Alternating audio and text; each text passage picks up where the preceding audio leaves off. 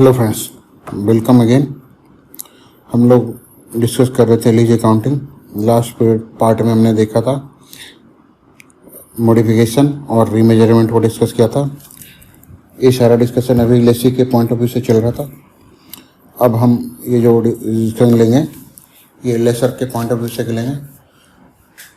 Laser के books में क्या अकाउंटिंग करेंगे एज पर इंडिया 116 लीज अकाउंटिंग।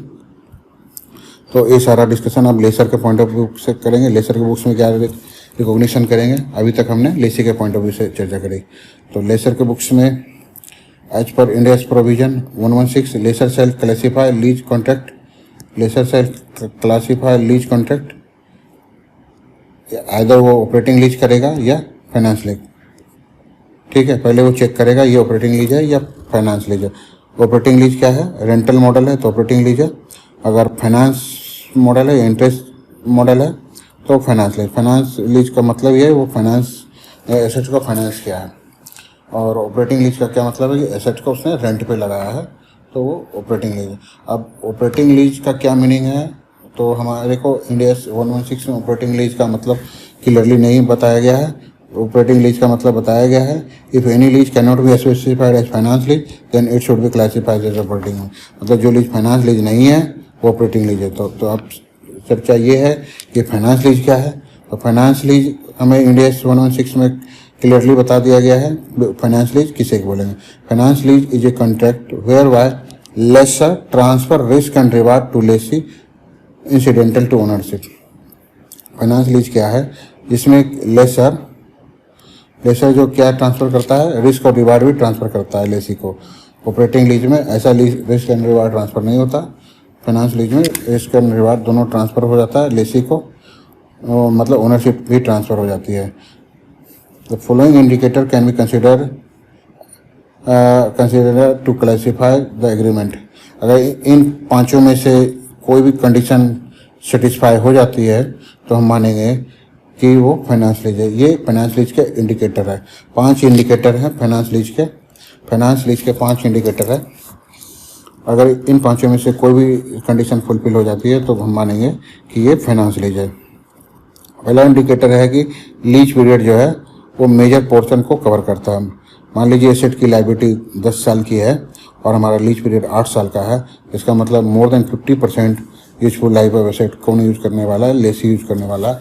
तो इसीलिए हम तब उस केस में मानेंगे कि ये फाइनेंस लीज है। तो फाइनेंस लीज है, मेजर पार्ट को कवर करता है अगर कोई कॉन्ट्रैक्ट, तो मानेंगे ये फाइनेंस लीज है। दूसरा कंडीशन है कि if there is an option with lessee to purchase the lease asset. अगर लेसी के बाद ऑप्शन है, जैसा कि अभी हम लोग देखते आए थे क्वेश्चन में, लेसी के बाद ऑप्शन है लीज एसेट को परचेज करने का। जब कॉन्ट्रैक्ट खत्म हो जाए, जब लीज पीरियड खत्म हो जाए तो लेसी उस एसेट्स को परचेज कर लेगा। अगर ये ऑप्शन है उसके पास तो उस कॉन्ट्रैक्ट को माना जाएगा कि ये फाइनेंस लीज है। नेक्स्ट क्या है? If lessee is bound to acquire lease asset at the end of lease period. अगर उसके पहला तो ये था कि उसके पास ऑप्शन था, और दूसरा कंपलसरी है एक्वायर करना, कॉन्ट्रैक्ट में लिखा हुआ है कंपलसरी एक्वायर करना है, तो भी हम मानेंगे कि ये फाइनेंस लीज है। नेक्स्ट कंडीशन है present value of lease payment जो है, लीज पेमेंट का प्रेजेंट वैल्यू इक्वल टू और more then value of asset. Asset के वैल्यू से ज़्यादा या उसके इक्वल है तो भी हम मानेंगे कि ये फाइनेंस लीज का केस है। 5वां कंडीशन है नेचर ऑफ एसेट ऐसा है कि लेसी को ही सूटेबल है, इसी के अलावा कोई और दूसरा उसका यूजर नहीं है। जैसे मान लीजिए कोई हैवेक सिस्टम है, किसी बिल्डिंग में सेंट्रलाइज एसी का सिस्टम है, तो इस केस में ये क्लियर है कि ये जो एसी है ये कस्टमाइज एसी है, वो लेसी पर्टिकुलर लेसी ही यूज करेगा, दूसरा कोई यूज नहीं कर पाएगा। जब अगर यूज करना होगा तो उसके लिए सब्सटेंशियल एक्सपेंसेस इनकर करना हो तभी दूसरा कोई यूज कर पाएगा, डिसमेंटलिंग करना पड़ेगा। तो इस केस में मानेंगे कि nature of asset relevant only for lessee है, तो भी हम मान लेंगे कि ये फाइनेंस लीज का। इसके अलावा भी दोस्तों कुछ और कंडीशन है जिसके बेसिस पे हम मान सकते हैं, कुछ ये इंडिकेटर है जिनके बेसिस पे हम मान सकते हैं कि ये जो कॉन्ट्रैक्ट है ये फाइनेंस लीज का है। उसमें पहला क्या है, अगर लीज है, ऐसा कोई लीज है जो कि नॉन कैंसिलेबल है, इस लीज को कैंसिल नहीं किया जा सकता है, इंडेफिनिट पीरियड के लिए है, कैंसिल नहीं कर सकते हैं, तो हम मानेंगे कि ये फाइनेंस लीज है। Lessee will bear all losses, अगर वो कैंसिल करता है लीज को तो लेसी जो है वो कैंसिलेशन चार्ज पे करेगा। तो उस केस में मानेंगे कि जो लीज है, लीज का कॉन्ट्रैक्ट है वो फाइनेंस लीज है। नॉन कैंसिलेबल एग्रीमेंट है, नॉन कैंसिलेबल अगर वो पहले कैंसिल करता है जो, तो उस केस में जो भी लॉस होगा लेसर को, वो सारा लॉस बियर करना होगा लेसी को। यहाँ हम लॉस की बात कर रहे हैं, ना कि टर्मिनेशन पेनल्टी की बात कर रहे हैं। यहाँ जो भी लॉस होगा, जैसे मान लीजिए कोई एसेट पर्टिकुलर डिजाइन करके हमने लेसी को दिया और लेसी समय के पहले टर्मिनेट करना चाहता है, तो हमारे एसेट वो कोई काम का नहीं रह जाएगा। तो उस एसेट्स ऐसे कॉन्ट्रैक्ट के कारण जो हमें लॉस होगा वो लेसी को बियर करना पड़ेगा। तो इस कॉन्ट्रैक्ट में ऐसे नेचर के कॉन्ट्रैक्ट को हम नॉन कैंसिलेबल कॉन्ट्रैक्ट मानेंगे और उसे फाइनेंस लीज के अंडर कवर करेंगे। ठीक है। नेक्स्ट है, if lessee can extend the lease period at lower rate, अगर लेसी के पास ऑप्शन है कि लीज पीरियड को एक्सटेंड करे वो भी लोअर रेट पे, तो भी हम मानेंगे कि ये फाइनेंस लीज है। नेक्स्ट है, if lessee has option to purchase below market rate से बिलो पर परचेज करने का ऑप्शन है, तो भी हम मानेंगे कि ये कॉन्ट्रैक्ट लीज कॉन्ट्रैक्ट है, फाइनेंस लीज का कॉन्ट्रैक्ट है। तो 5 मेन इंडिकेटर है, 3 एडिशनल इंडिकेटर है, टोटल 8 इंडिकेटर है, ऐसा इंडिकेटर है, तो भी हम मान लेंगे कि फाइनेंस लीज का केस है। तो सबसे पहला इंडिकेटर क्या था दोस्तों, सबसे पहला कि मेजर पार्ट है वो लेसी यूज कर रहा है, मेजर पार्ट जो है वो लेसी यूज कर रहा है। दूसरा इंडिकेटर का था उसको परचेज करने का ऑप्शन है। तीसरा इंडिकेटर है कंपल्सरी एक्वायर करेगा। चौथा है present value become equal to और more than fair value of asset है। पांचवा इंडिकेटर है कि एसेट का नेचर जो है वो लेसी के लिए है, लेसर बाद में उसे यूज नहीं कर पाएगा। एडिशनल क्या इंडिकेटर हो सकता है कि नॉन कैंसिलेबल लीज कॉन्ट्रैक्ट हो, या उसे लोअर रेट पे बाद में एक्सटेंड कर सकता है, या लोअर रेट पे उसे खरीद सकता है, तो भी हम मानेंगे कि ये फाइनेंस लीज का कॉन्ट्रैक्ट है। अब नेक्स्ट क्वेश्चन आ गया कि फाइनेंस लीज तो हमने पता कर लिया कि ये ऑपरेटिंग है या फाइनेंस। अब हमें पता चल गया कि ये फाइनेंस लीज का केस है, तो अब इसकी अकाउंटिंग कैसे करेंगे उसकी चर्चा करने वाला है। तो सबसे पहला है इनिशियल रिकॉग्निशन, मतलब कॉन्ट्रैक्ट डेट पे, कमेंसमेंट डेट पे उसकी रिकॉग्निशन कैसे करेंगे। As per Ind AS 116 lessor will derecognize. अगर फाइनेंस लीज का केस है, तो लेसर जो है अपने बुक्स से एसेट्स को डी रिकॉग्नाइज करेगा, मतलब एसेट्स को हटा देगा, क्योंकि ये फाइनेंस लीज का केस है। Which is given on the lease but will recognize, उसके बदले में क्या करेगा, लीज रिसीवेबल जो भी पेमेंट लीज रेंटल का मिलना है फ्यूचर में उसे रिसीवेबल के रूप में रिकॉग्नाइज करेगा। तो एसेट्स को है वो क्या करेगा, एसेट्स को है वो क्रेडिट कर देगा, और जो भी लीज पेमेंट मिलने वाला रिसीवेबल बनाएगा उसे डेबिट कर देगा। तो एसेट्स बुक से निकल गया, बुक से जो है हमारा एसेट निकल गया, और नया क्या एसेट आ गया, लीज रिसीवेबल। एसेट जो निकलेगा बुक से वो कैरिंग अमाउंट पे निकलेगा, और लीज रिसीवेबल जो आ गया वो नेट इन्वेस्टमेंट होगा। अब नेट इन्वेस्टमेंट क्या है इसकी चर्चा हम करने वाले हैं। सो बीइंग इनिशियल रिकॉग्निशन, ये जो डिफरेंस आ गया, difference in carrying amount and net investment, इसको हम प्रॉफिट एंड लॉस में ट्रांसफर कर देंगे।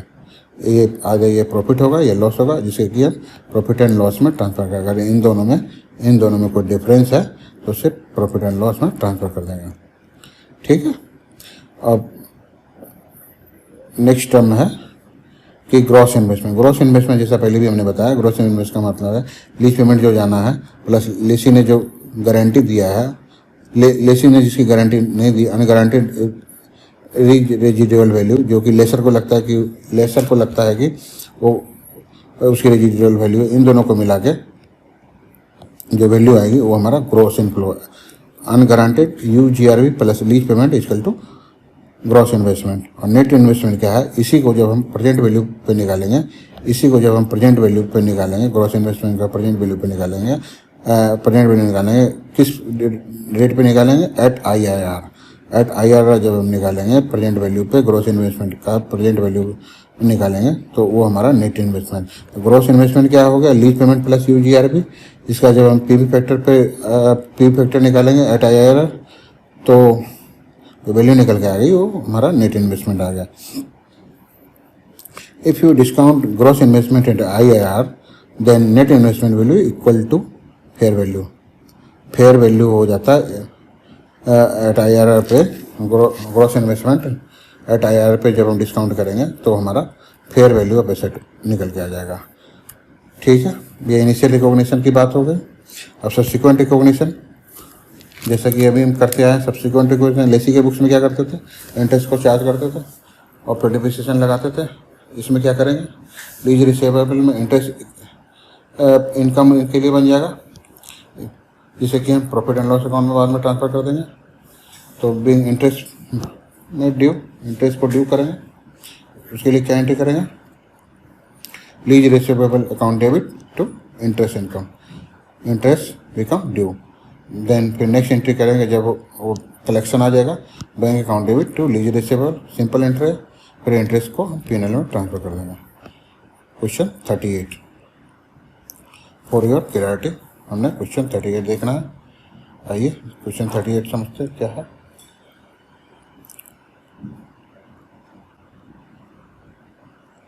थर्टी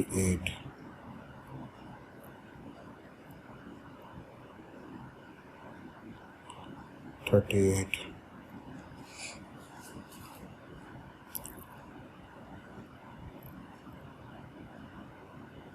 हाँ, question 38 lessor accounting, lessor enter into 10 years lease of equipment, 10 year का है। Equipment is not specialized in nature and is expected to have alternative use to lessor at the end of 10 year lease term.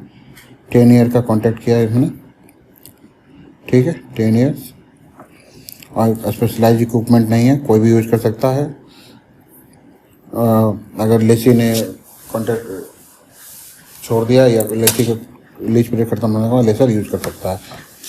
Laser receives annual lease payment of 50,000 पे, ये lease payment है annually 15,000।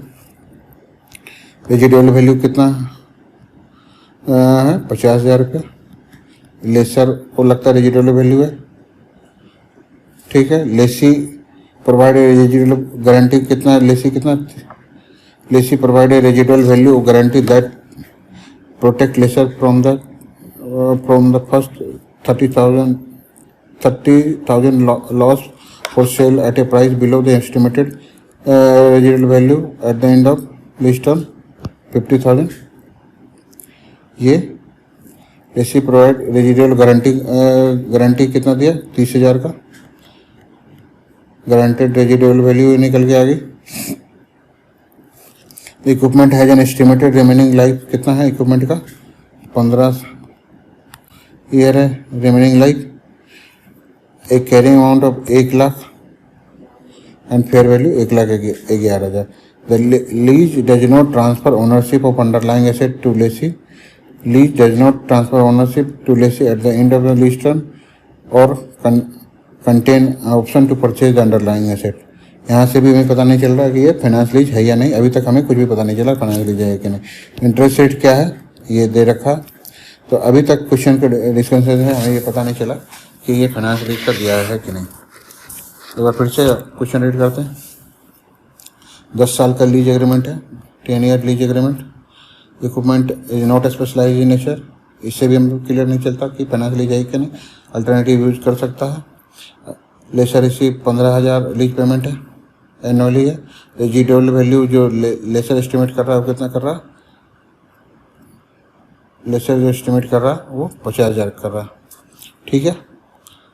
पर लेसी कितना guarantee दे रहा है? 30,000 रुपये। Laser कितना मान के चल रहा है? 50,000। रेस्ट कितना आ गया? 20,000 अनगारंटेड आ गया, अनगारंटेड रेजिडुअल वैल्यू, ठीक है। Equipment estimated remaining economic life कितना है? 15 साल। कैरिंग अमाउंट,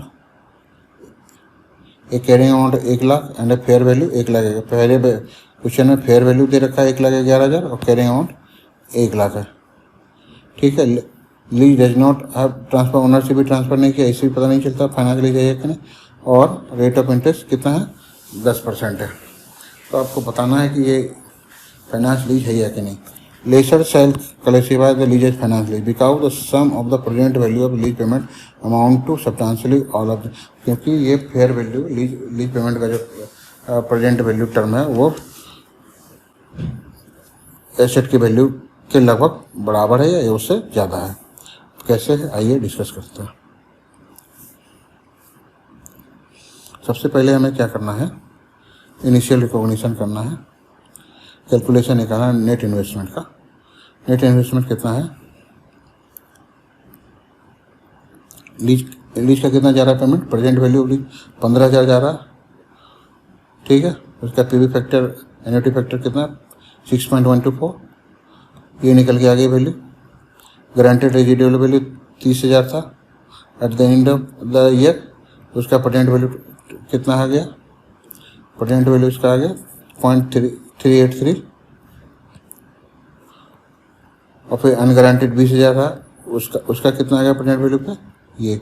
तो हमने टोटल लीज पेमेंट ले लिया, गारंटेड रेजिडुअल वैल्यू का प्रेजेंट वैल्यू ले लिया, अनगारंटेड रेजिडुअल। तो टोटल जो हमारा नेट इन्वेस्टमेंट कितना आ गया? 1,11,010 रुपया। 1,11,010 रुपया आ गया। और हमारा कितना हो गया? इतने से हम रिसीवेबल को रिकॉर्ड कर देंगे। ये हमारा नेट इन्वेस्टमेंट है। Lease receivable account debit to asset account. Asset कितना है? 1 लाख रुपया तक कैरिंग अमाउंट। लीज रिसीवेबल हमारा कितना? 1,11,000। ये कैरिंग अमाउंट कितना था एसेट का हमारा? एसेट्स का हमारा कैरिंग अमाउंट क्वेश्चन में दे रखा है 1 लाख रुपया है, ठीक है। हमारा लीज रिसीवेबल कितना निकल के आ गया? Present value term 1,11,000। तो इसमें गेन हो गया, जिसे कि हम पीएनएल में ट्रांसफ़र कर देंगे बाद में, ठीक है। इनिशियल रिकॉग्निशन हमने किया। हमने सबसे पहले क्या किया? हमने प्रेजेंट वैल्यू में निकाला कि जो एनुअल लीज पेमेंट जाएगा उसका प्रेजेंट वैल्यू कितना हो गया। फिर हमने गारंटेड रेजिडुअल वैल्यू का, अनगारंटेड रेजिडुअल वैल्यू का प्रेजेंट वैल्यू निकाला, इनका सम निकाला, तो हमें ये नेट इन्वेस्टमेंट मिल गया। ये नेट इन्वेस्टमेंट हमारा लीज रिसीवेबल हो गया। तो लीज रिसीवेबल को हमने क्या कर लिया? डेबिट कर लिया। हमारा ये एसेट है और एसेट को हमने बुक से हटा दिया। ये एसेट को बुक से हमने कैरिंग अमाउंट पे हटा दिया। बैलेंस जो है हमारा गेन हो गया, ठीक है। अब सब्सिक्वेंट रिकॉग्निशन क्या करेंगे? सब्सिक्वेंट इंटरेस्ट को इंटरेस्ट हम लेंगे। हमारे लिए इंटरेस्ट हमारा पीएनएल में ट्रांसफर कर देंगे। जैसे कलेक्शन जो भी आएगा उसे लेस करने के बाद क्लोजिंग बैलेंस निकाल देंगे। और 10 साल के लिए ऐसा करेंगे। 10 साल के एंड पे ये क्लोजिंग, इसमें जीआरबी भी शामिल है और अनगारंटेड यूजीआरबी भी शामिल है। At the end of lease term if lessee return the asset, अगर लेसी रिटर्न करता है तो asset account debit to lease. अगर लेसी एसेट को रख लेता है तो कितना क्या मिलेगा? हमें कैश या बैंक मिलेगा और रिसीवेबल को हम क्रेडिट कर देंगे, ठीक है। अगर रिसीवेबल था जो था उसे हम बुक से हटा देंगे और कैश या बैंक को। इसको हम फाइनेंस लीज क्यों माने? इसको फाइनेंस लीज इसलिए माने क्योंकि प्रेजेंट वैल्यू हमारा लीज पेमेंट का कितना है? 1,11,000, जबकि उसका बुक वैल्यू कितना है? उसका बुक वैल्यू 1 लाख है। तो उससे ज़्यादा हमें मिल रहा है, तो इसका मतलब ये है 1,11,010 रुपया ज़्यादा है किससे? 1 लाख से। इसका ये मतलब है कि ये फाइनेंस लीज का पहला इंडिकेटर जो था हमारा, फाइनेंस लीज का पहला इंडिकेटर था। ये जो इंडिकेटर था हमारा, if present value if present value of lease payment becomes equal to और higher than fair value of asset. Fair value of asset से फेयर वैल्यू कितना दिया हुआ है, फेयर वैल्यू क्वेश्चन में कितना दे रखा था,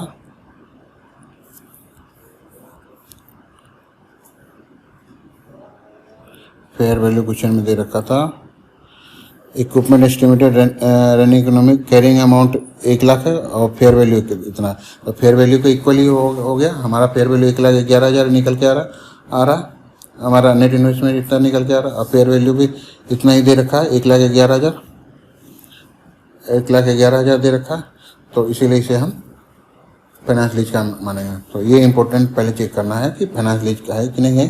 तो फाइनेंस लीज के जो हमने 8 कंडीशन बताया उस कंडीशन को में से हमारा ये वाला कंडीशन फुलफिल हो रहा है, क्यों कि sum of present value of lease payment amount substantially to equal to fair value of underlying asset, fair value के इक्वल है, इसलिए हमारा ये फाइनेंस लीज रिकॉग्नाइज हुआ। ठीक है,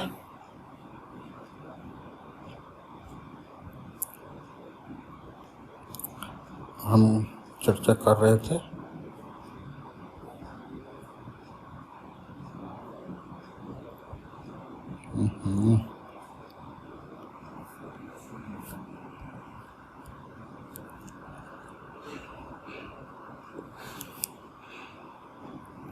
अच्छा ठीक है।